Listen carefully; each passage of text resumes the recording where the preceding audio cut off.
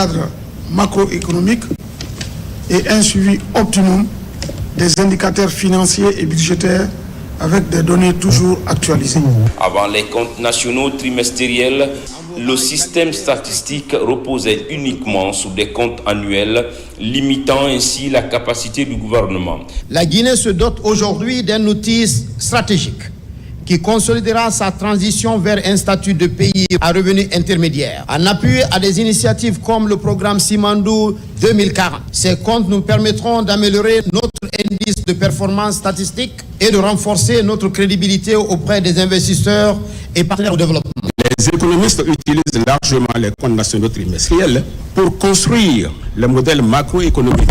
Ces modèles aident à analyser divers aspects de l'économie, tels que la relation entre les prix et les salaires, entre la dépense ou entre les revenus disponibles des ménages et la consommation finale. C'est le début d'une nouvelle ère pour la planification économique en Guinée.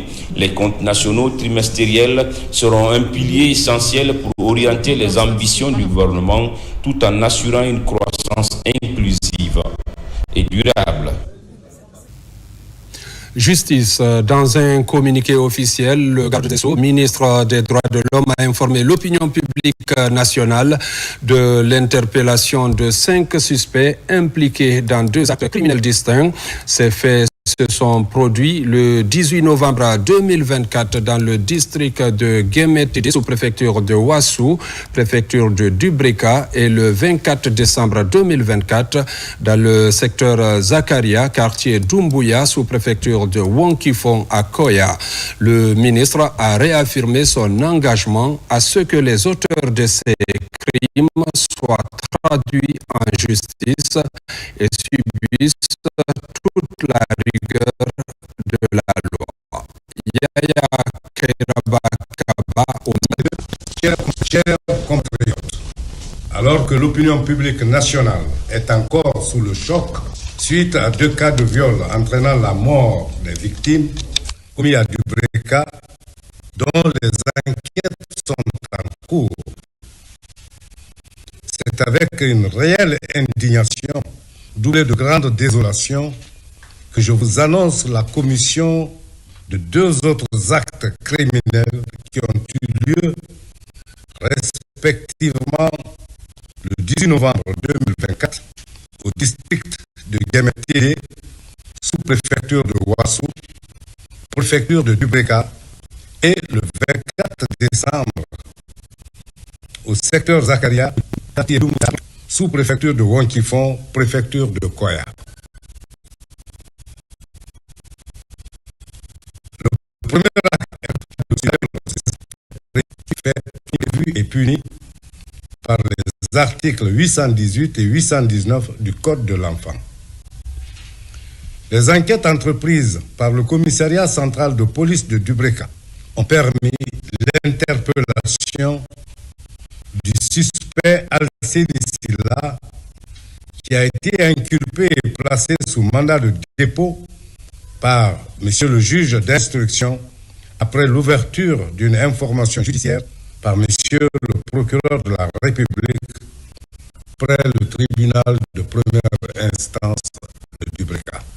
Le deuxième cas concerne un assassinat à des fins rituelles sur la personne d'un enfant de 14 ans, élève de son état, répondant au nom de Mamadou Saliouba. Ces faits également sont prévus et punis par l'article 208 du Code pénal. Des enquêtes immédiatement ouvertes ont permis l'interpellation de 5 suspects répondant aux identités suivantes. 1. Ibrahim Diawara, maçon de profession, domicilié au secteur Zakaria, dans le district de Doumbouya. 2. Lancé Condé, diplômé en lettres, domicilié à Kouyeya, dans Wonkifong. 3. Souleymane Condé, menuisier de son état, domicilié à Kouyeya. 4. Fatoumata Kamara, couturière, domiciliée à Zakaria. Et 5, enfin, Amadou Sow, mécaniciens domiciliés également à Zakaria. Je voudrais souligner que les interpellations de ces présumés auteurs ont été rendues possibles grâce au précieux concours de la population et à la dextérité des officiers de police judiciaire sous la conduite des parquets d'instance près les juridictions de Dubreka et Koya et sous la coordination du parquet général près la cour d'appel de Conakry. Je voudrais rassurer les citoyens que le gouvernement suit avec une particulière attention l'évolution de toutes les affaires de nature criminelle portées devant les tribunaux de la République.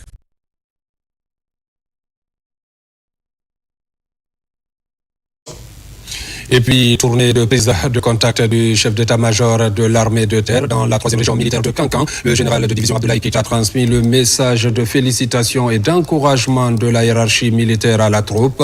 Il a également invité la troupe à l'unité et au patriotisme pour la défense de la nation. Reportage adjudant-chef Oumar Kamara, correspondant de la presse militaire. C'est par les ordres militaires dus à son rang que le chef d'état-major de l'armée de terre est reçu à la portion centrale de la 3e région militaire de Kankan. Un rassemblement grandeur nature en présence de forces de défense et de sécurité de la région, rangées pour la circonstance.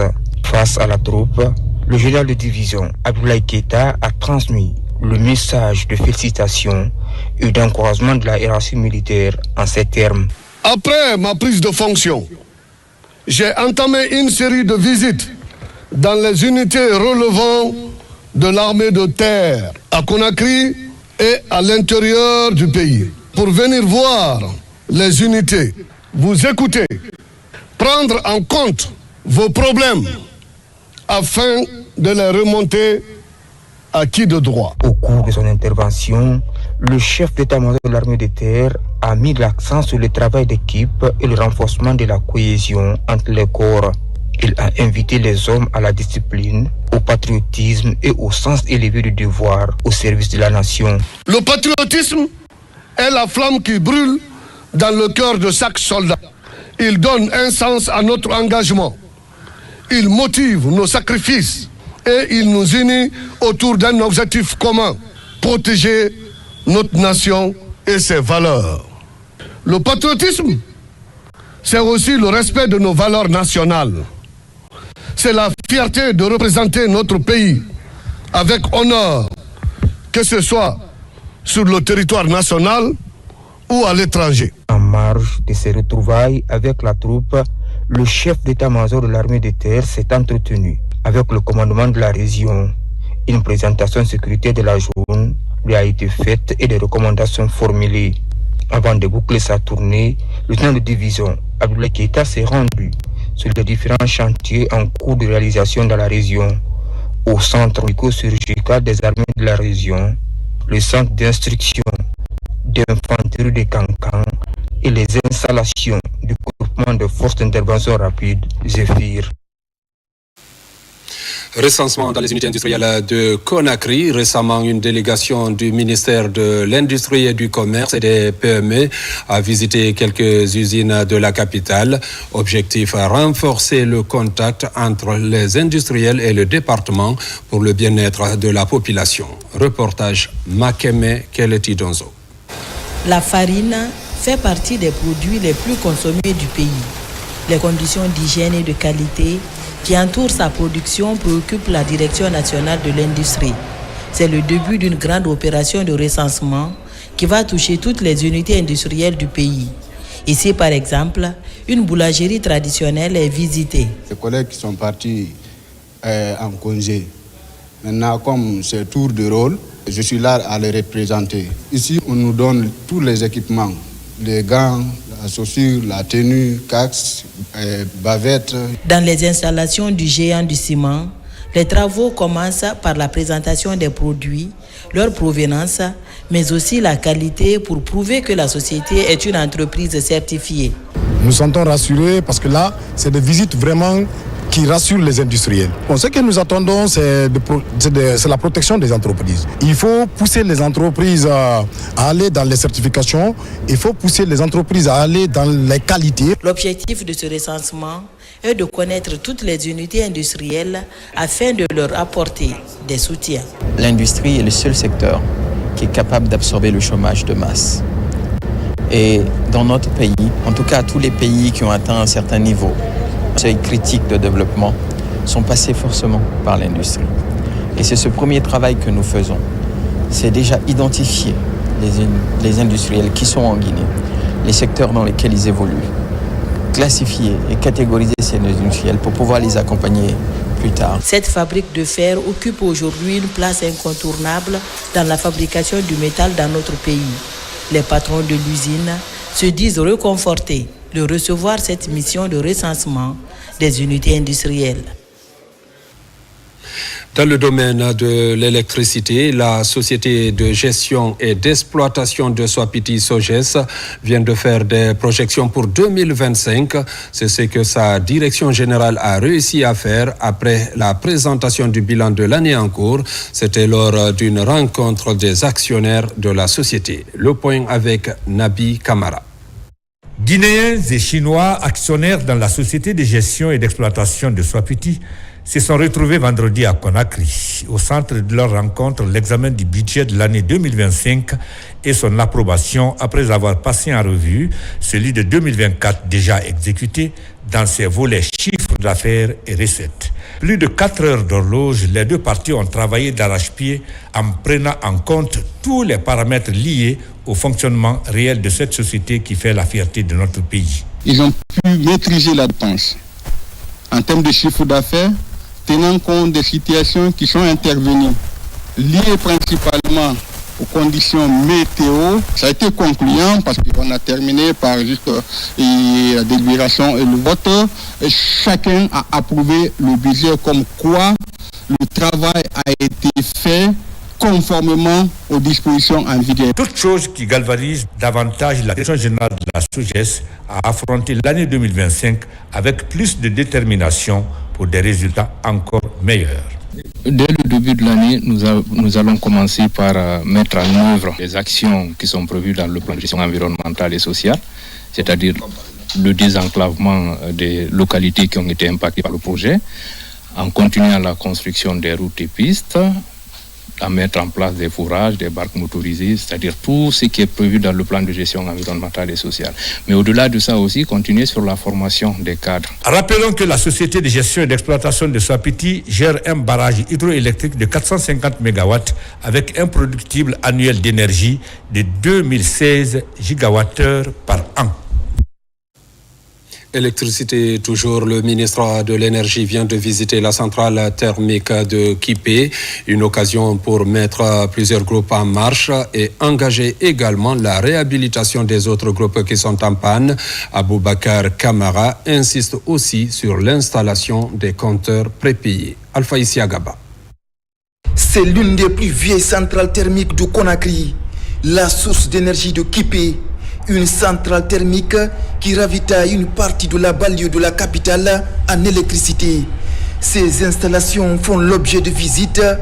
À la tête, le ministre de l'Énergie. Objectif, connaître les réalités de la centrale en vue d'améliorer ses capacités. Malgré les difficultés, le ministère a eu à mettre à disposition de DDG 6 groupes, dont 4 sont disponibles aujourd'hui. Ces groupes vont aller à l'intérieur pour améliorer, disons, la desserte en électricité. Nous avons constaté une élévation de la demande. L'État fournit des efforts. Vous avez vu avec la crise, on a eu une augmentation de la capacitation à travers le retour du bateau thermique. L'économie d'énergie dans les ménages et l'installation des compteurs prépayés, ce sont là les grands défis du moment à l'EDG.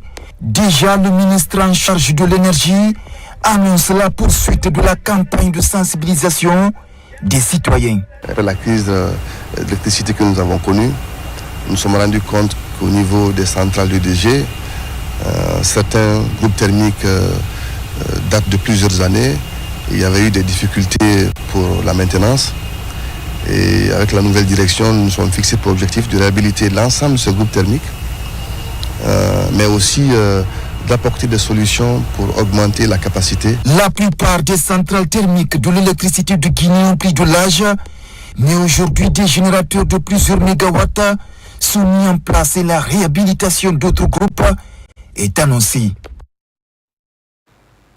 Parlons aussi de renforcement de capacité des ressources humaines. Le ministère de l'Agriculture et de l'Élevage profite de l'expertise de l'Institut français de Guinée. Au compte de cette première phase, une vingtaine de cadres se sont familiarisés récemment avec les capacités en rédaction administrative. Fodé Camara. Le ministère de l'Agriculture et de l'Élevage explore la piste du renforcement de capacité par le biais du partenariat avec l'Agence française de développement. Durant plus de 2 semaines, en 2 phases, quelques responsables de services et de direction des différentes entités se sont affûtés dans le registre de la rédaction administrative. Et l'Institut français de Guinée dispose d'un pôle de formation qui dispense un certain nombre de formations à objet spécifique. En l'occurrence, cette fois-ci, il a fallu adapter une formation à la demande et nous sommes là pour apporter à qui en a besoin ce type de formation. Je veux réitérer les remerciements à son Excellence, Monsieur l'ambassadeur de France en Guinée, pour l'opportunité qu'il a donnée au ministère de l'Agriculture d'avoir cette coopération entre nous. Le ministre nous a donné des fermes instructions. Il a dit que les cadres doivent être formés. J'ai eu le feedback des participants et je peux vous dire que nous sommes très satisfaits des formateurs de l'institution. Une vingtaine de cadres sont ainsi formés. Cet échantillon, très représentatif, compte vulgariser les modules de rédaction administrative, ceci pour simplifier les circuits de prise de décision. Tout ce que nous faisons, la prise de décision d'une autorité se concrétise à travers un acte. Donc pour nous, la rédaction administrative est une nécessité pour le département. Nous avons vu certains modules comme l'expression orale et l'expression écrite, la compréhension orale et la compréhension écrite. En fait, la rédaction administrative, c'est un outil de communication efficace au sein de notre département. Les différents acteurs impliqués dans ce processus de renforcement de capacité comptent explorer d'autres pistes d'amélioration du management et du leadership, ceci pour mieux s'aligner derrière les principes de la gestion axée sur l'obligation de résultat. Au niveau de la pêche, la question sur comment gérer durablement les ressources halieutiques dans les eaux douces a regroupé plusieurs experts et acteurs évoluant dans le secteur. Les échanges ont porté sur les nouvelles approches permettant d'identifier les facteurs de dégradation des eaux continentales. Reportage Ousmane Ba.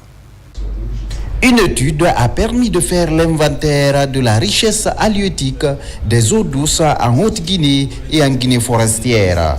Les résultats sont présentés ici pour permettre aux acteurs de prendre les dispositions idoines afin de gérer durablement l'ithyofaune nationale estimée à plus de 300 espèces.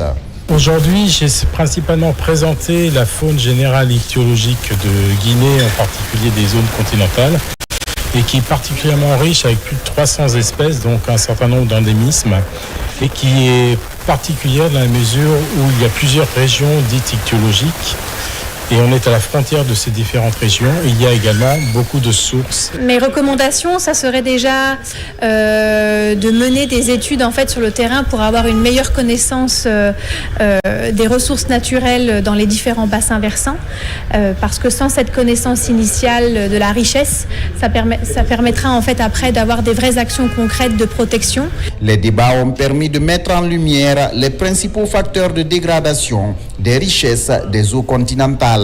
Il s'agit de la surpêche, la pêche illicite, la pollution des eaux et le changement climatique. Nos attentes est que vraiment la collaboration qui a commencé là, qu'on poursuit ça, et surtout qui sera bénéfique pour nous dans le domaine du renforcement des capacités et surtout la spécialisation en ichthyologie et surtout l'identification des espèces. Pour une richesse ichthyofaune durable, ces acteurs en appellent à une responsabilité collective. Une synergie d'action entre les pêcheurs artisanaux et industriels, les décideurs politiques et les communautés riveraines. Santé, la lutte contre les cliniques et pharmacies clandestines continue. Les opérations de fermeture viennent d'être relancées sur toute l'étendue du territoire national. Des équipes composées de cadres du département de la santé, d'huissiers de justice et d'agents de sécurité ont déjà procédé à la fermeture de plusieurs cliniques. Saamara Tolno a suivi la mission. Cette équipe, composée des cadres du ministère de la Santé, d'huissiers de justice et d'agents de sécurité, a une mission claire et précise. La fermeture de toutes les cliniques non conformes aux normes. La clinique Kamara Bintou, située à Simbayagar dans la commune de Matoto, est la première à recevoir cette visite inopinée. Un petit tour dans les salles et les échanges avec le propriétaire ont révélé la non-conformité de l'établissement. J'ai tous les documents, mais ce qui me manque, c'est l'affaire du local. Je vais me battre pour avoir le local. La mission qui consiste à identifier et à fermer toutes les structures médicales et paramédicales illégales sur l'étendue du territoire national est une mission qui a été ordonnée par Monsieur le ministre de la Santé et de l'Hygiène publique, le Dr Oumar Joueba, sur les instructions de son Excellence, Monsieur le Président de la République, dans le cadre de la refondation du secteur de la santé. En plus du manque d'agrément, ce sont des produits périmés qui sont découverts dans cette autre clinique du même quartier. Une double infraction qui a valu non seulement la fermeture, mais aussi l'interpellation du propriétaire. Le détenteur de cet autre cabinet médical, lui, a préféré fuir avant même l'arrivée de l'équipe de contrôle. À la clinique Renaissance, située au quartier Soloprimo dans la commune de Ratouma, la déception de la mission est grande. Tous les soins sont offerts dans une seule pièce qui sert de chambre à coucher la nuit. C'est scellé, alors juridiquement ça veut dire que ça ne doit pas être ouvert, ce n'est pas dans les normes. Ils ne sont pas réguliers, ils sont illégaux. Offrir des soins de qualité à la population est le combat du gouvernement à travers cette opération de lutte contre les cliniques clandestines. Toujours dans le même domaine, le conseil d'administration de la pharmacie centrale de Guinée était aussi en session ordinaire en début de semaine. À l'ordre du jour, l'élaboration et la validation du budget prévisionnel de 2025. Après 4 heures d'échange, la somme de 361 milliards de francs guinéens a été adoptée. Ce budget prévisionnel va permettre à la pharmacie centrale de Guinée de maintenir les acquis et relever les défis de l'approvisionnement en médicaments des hôpitaux. Adiatou Bari fait le compte-rendu de la session. Suivez. En session ordinaire, il s'attelle à l'élaboration d'un budget prévisionnel pour l'exercice 2025. 361 milliards est le montant retenu, soit une baisse significative de plus de 55%. Le nouveau budget de la pharmacie centrale de Guinée prévoit des investissements majeurs en matière d'achat et d'approvisionnement des structures en produits de santé. La déclinaison de ce budget se fait de la façon suivante.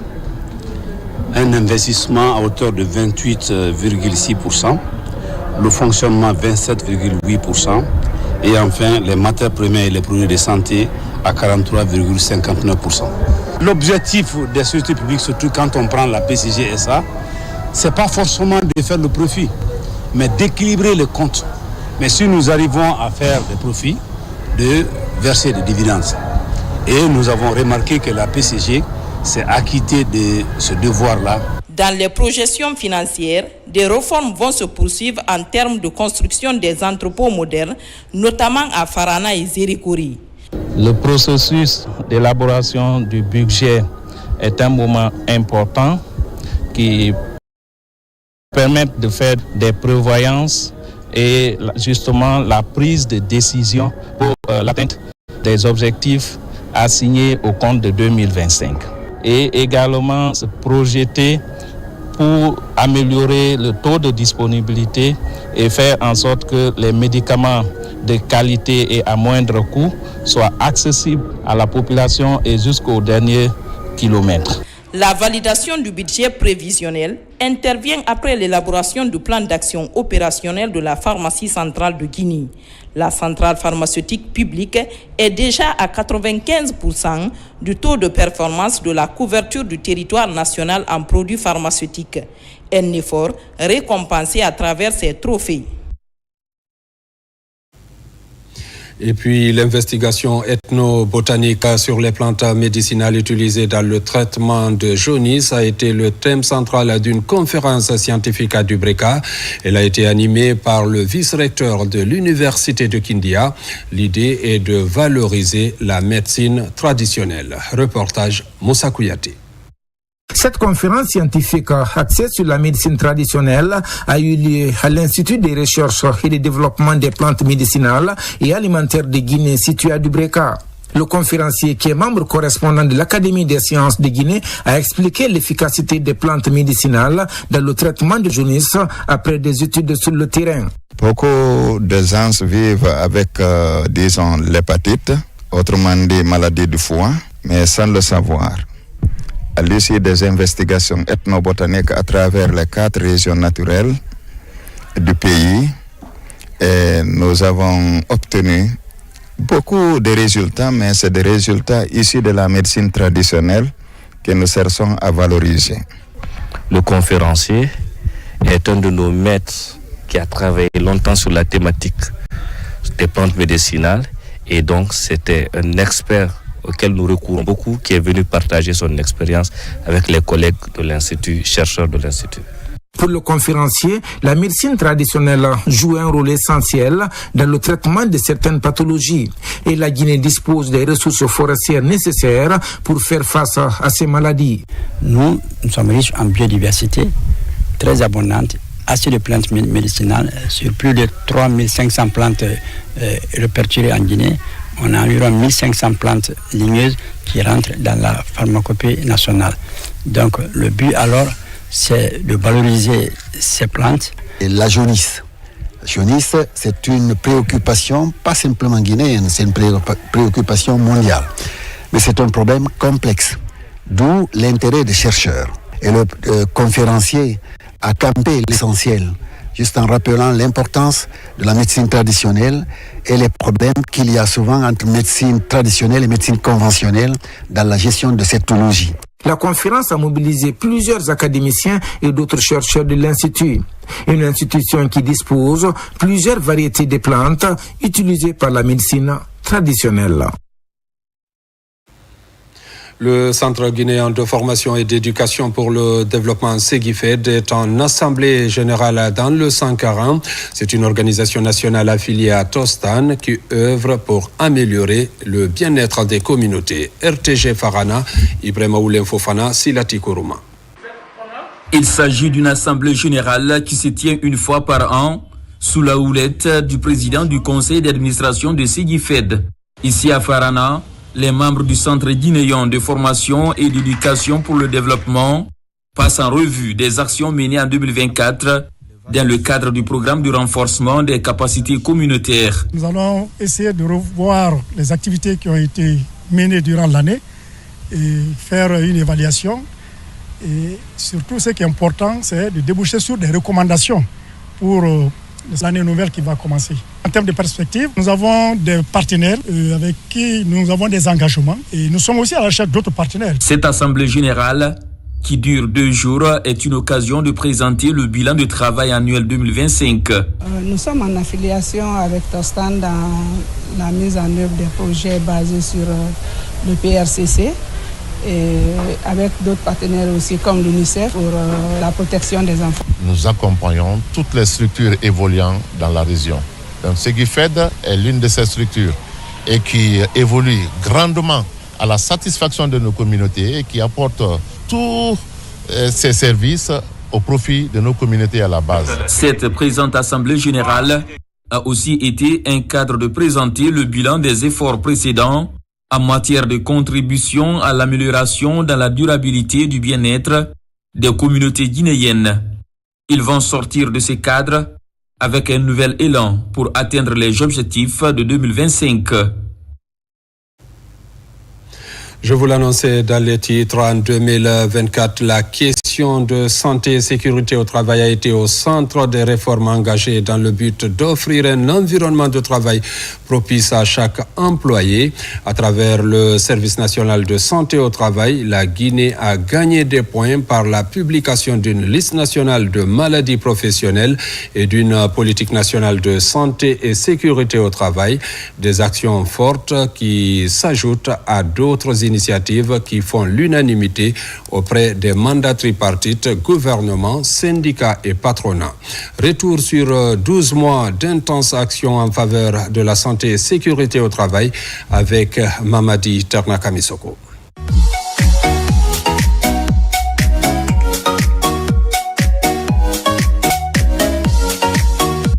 En Guinée, jamais la question de santé et sécurité au travail n'avait autant préoccupé les autorités. Formés et déployés, ils sont à date une trentaine d'agents présents dans les départements ministériels.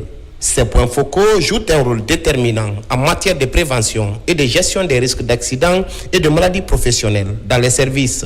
Ils vont nous servir de relais et ces différents points focaux ont pour mission principale celle de la mise en œuvre du suivi de la vision de la santé au travail qui va ne serait-ce que déjà à mettre en place un comité de sécurité et santé au travail, pouvoir identifier les risques qui seront présents au sein de l'administration selon leur domaine de compétences, mais aussi de mettre en place des mesures de prévention qui seront accompagnées de formations, notamment au niveau des gestes de premier secours, mais aussi à l'amélioration continue des agents de l'État. Pour consolider ce acquis, le pays vient de se doter d'une liste nationale des maladies professionnelles indemnisables. Le document, validé par le mandat tripartite, gouvernement, syndicats et patronat, est un instrument qui viendra faciliter la prise en charge de certaines pathologies contractées dans les services publics et privés. L'aboutissement de ce tableau nous a permis d'obtenir 92 maladies professionnelles pour la République de Guinée.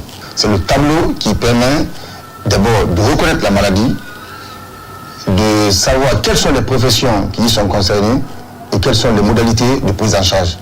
Les étapes suivantes, c'est bien évidemment la soumission du document au niveau du Conseil consultatif du travail et de l'ordre social.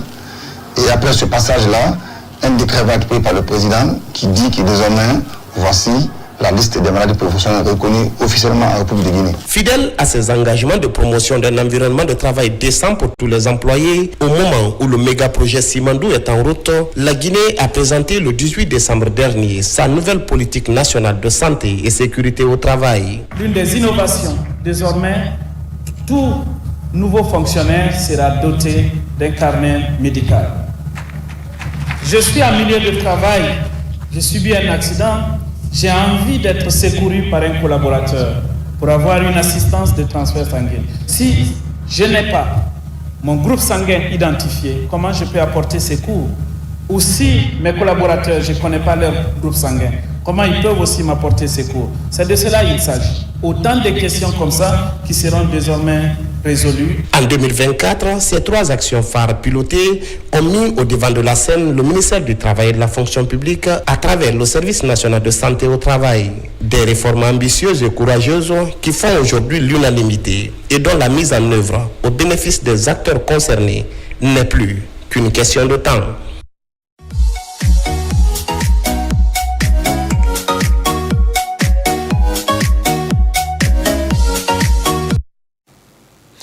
À Kindia, les cadres de l'Institut national de formation et de perfectionnement ont bénéficié d'une formation sur le module de moralisation de l'administration publique. Cette formation initiée par l'UNFP est financée par le Haut Commissariat aux droits de l'homme. Alpha Yassila. Dans cette salle de formation, ici à Kindia, les cadres de l'Institut national de formation et de perfectionnement venus de Conakry et de l'Abbé. Ils sont formateurs des formateurs.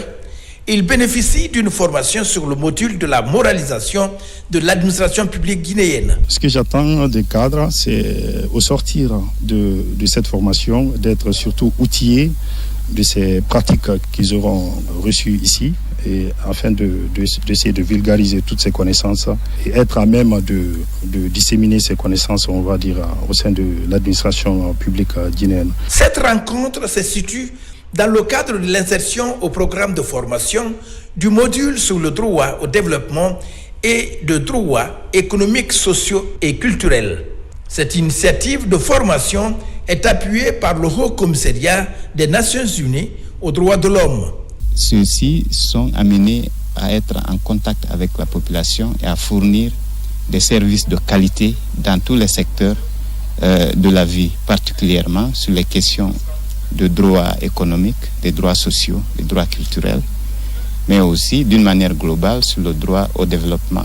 Ce projet de formation de l'Institut national de formation et de perfectionnement permettra de former 50 agents formateurs en droit au développement et droit économique et culturel. Parlons aussi de la performance du port autonome de Conakry, port de transit pour beaucoup de pays, comme en témoigne l'accostage d'un navire avec des produits en faveur du peuple malien. Plus de 65 000 tonnes de blé sont au port de Conakry, un don de la Russie. La réception de cette cargaison est officielle. Les mesures sont envisagées pour faciliter le débarquement. Reportage Mohamed Seyarsouma. Faire de Conakry le port naturel du Mali, une volonté des plus hautes autorités qui fait tache d'huile. En plus des infrastructures réalisées, le port autonome de Conakry assure le transit des produits stratégiques de l'État malien, comme le blé. Une nouvelle cargaison vient d'être réceptionnée. 65 500 tonnes de blé en provenance de la Fédération de Russie. À cet égard, je voudrais tout d'abord saluer le leadership du président de la transition du Mali, son Excellence le général d'armée Assimi Goïta. À travers cette opportunité, exprimer toute ma gratitude aux plus hautes autorités de la Guinée, président de la République, son Excellence le général d'armée Mamadi Doumbouya.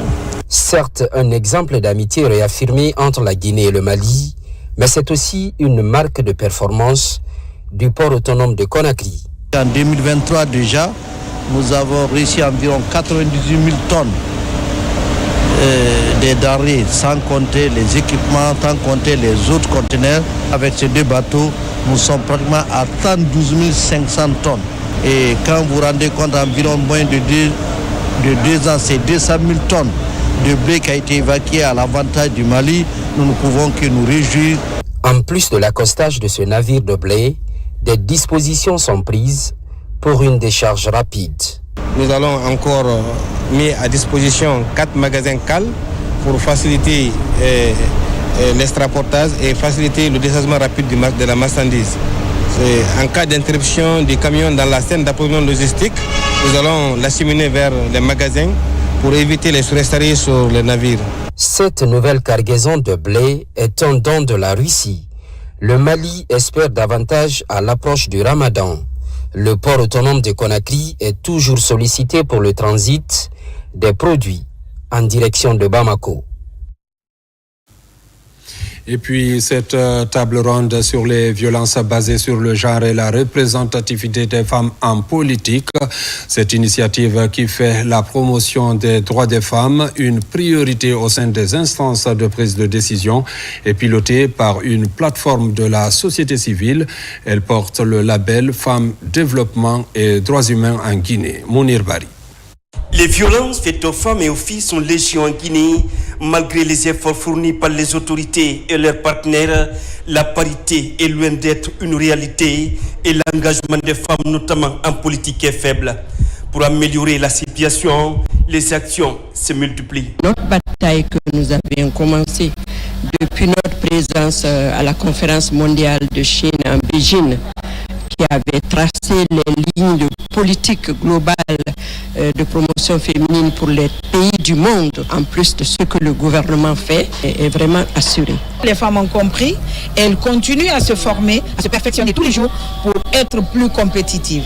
À compétence égale, on ne demande pas de traitement de faveur, on veut une équité à compétence égale. C'est tout ce que nous demandons. Femmes, développement, droits humains en Guinée intensifient les actions À travers cette table ronde, les panels sont animés pour dénoncer les pratiques rétrogrades à l'égard des femmes, tout en interpellant la société dans son ensemble pour briser la chaîne. Au niveau des formations politiques, qu'on ne regarde pas la femme en tant que telle, mais qu'on regarde les compétences de la femme, ce qu'elle peut apporter dans sa formation politique, et c'est surtout le rôle qu'elle peut jouer dans une situation de crise telle que dans une transition. Femmes, développement et droits humains en Guinée déroule son agenda auprès du ministère de la promotion féminine, les activistes de la société civile, sans oublier les partenaires techniques et financiers. Il y a quelques jours, la Fondation Marie-Yvonne Kumbassa pour l'humanitaire a organisé une lecture du Saint-Coran à Fria pour la paix et la santé du président de la République, général Mamadi Doumbouya. La cérémonie a mobilisé les populations de tous les âges. Reportage Martin Fansinaduno, Kandesila. Dans un contexte où la spiritualité et la culture jouent un rôle fondamental dans la vie des communautés, particulièrement celle de Fria, la Fondation Marie-Yvonne Kumbassa pour l'humanitaire organise une cérémonie de lecture du Saint-Coran. L'événement vise à renforcer les liens sociaux et à promouvoir la paix. Nous nous inscrivons dans l'idée du chef de l'État, le président Mamadi Doumbouya, qui se bat aujourd'hui pour que les Guinéens se donnent la main. Parce que lui seul ne peut pas développer ce pays-là. Le pays doit être développé par nous-mêmes les Guinéens. La lecture du Saint-Coran, c'est pour prôner la paix, la quiétude sociale dans la cité, prôner la paix dans toute la République de Guinée. Sans paix, on ne peut rien faire. Marie-Yvonne Kumbassa, elle-même fille du terroir, encourage la participation des populations de toutes les entités au renforcement du tissu social et de la paix à travers la culture du dialogue, du pardon et de l'amour. Nous sommes heureux que cela soit commencé, nous, les fils de Fria, qui commencent à réfléchir d'abord pour aider chez eux, aider la nation, aider le président de la République, pour qu'on puisse continuer dans la paix, dans la sécurité et dans la sérénité. Tous ceux qui, de près ou de loin, contribuent à la paix sociale, à la quiétude, à ce que les Guinéens rentrent ensemble et sortir ensemble, vraiment toutes ces belles initiatives sont à encourager, à féliciter et à soutenir. Ce rendez-vous est aussi un moment de recueillement et de méditation essentiel pour renforcer la spiritualité individuelle et collective pour la paix et un développement durable de Fria, comme le souhaite l'initiatrice Marie-Yvonne Kumbassa. Après la Moyenne Guinée, la deuxième édition de la Grande Dictée du Salek se poursuit en Haute-Guinée. Cette compétition éducative est organisée par Kayak Communication à travers ses partenaires techniques et financiers. Elle encourage l'excellence tout en donnant l'opportunité aux lauréats de s'immerger dans une culture de dépassement de soi et de perfectionnement personnel. Les préfectures de Dabola, Kankan, Kérouane et Farana étaient la cible de cette troisième phase. Reportage Marwan Kamara. Après la Moyenne Guinée, les activités de la deuxième édition de la Grande Dictée du Salek sont lancées dans les villes de la Haute-Guinée. Les préfectures de Dabola et Kankan marquent la première phase. Un événement de l'excellence et des mérites qui s'adresse aux élèves des collèges et des lycées, mais aussi aux parents et aux professeurs. Il comporte plusieurs catégories. La mobilisation a été totale. Même les cadres de la DPI ont participé à la Grande Dictée. Ça vient corriger beaucoup de tas que nous constatons pendant les examens nationaux. Parce que les accords ne sont pas respectés et les fautes grammaticales sont là. Même les mots invariables, les gens ne savent même pas ce qu'il faut faire. Je pense que ce genre d'initiative peut vraiment impacter la société, tant sur le niveau des élèves. Ce n'est pas forcément tous les élèves qui vivent à l'intérieur qui ont l'opportunité de participer à de tels concours et à montrer leur potentiel. Organisé par l'ONG Ensemble pour l'éducation et Kayak Communication, ces journées éducatives ont connu également la participation des préfectures de Kérouane et Farana. Être le major parmi toutes ces personnes, je suis content parce que c'est le fruit, c'est mon effort.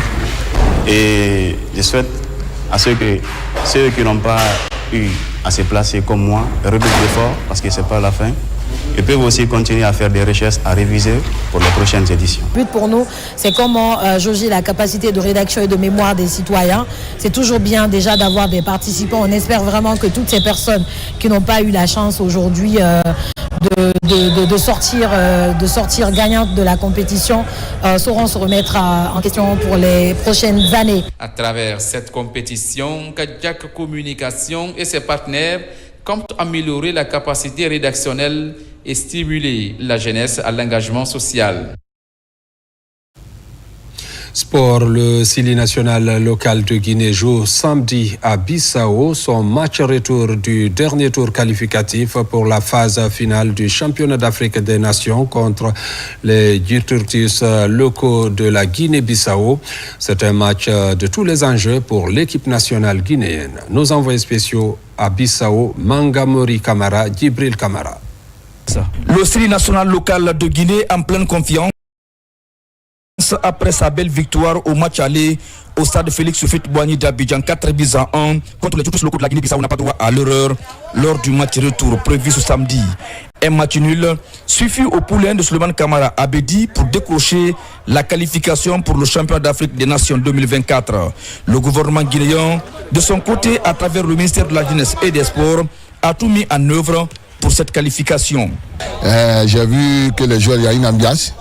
Les joueurs sont motivés et je sais que nous allons nous qualifier pour le CHAN. Le ministère en charge des sports a tout mis en œuvre pour que l'équipe là réussisse parce que c'est l'unique équipe qu'on a pour le moment. L'effectif est au complet et tout ce qui avait des petits bobos, ils sont revenus dans le groupe et ils ont un état d'esprit très positif. On est là pour les Guinéens, pour les autorités et pour nous-mêmes, nos familles. Donc ils peuvent compter sur nous et on a la volonté, on va même se surpasser pour avoir cette qualification. Les Bissau-Guinéens sont aussi déterminés à relever le défi pour espérer une qualification.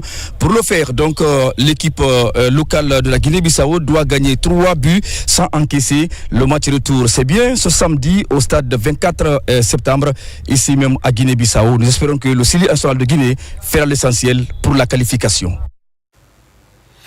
Mesdames, Messieurs, c'est la fin de cette édition. Merci de l'avoir suivi. Retenez que la Guinée est notre paradis, terre d'innovation et de richesse. Retrouvez toutes ces informations sur le www.rtgguinée.info. Merci.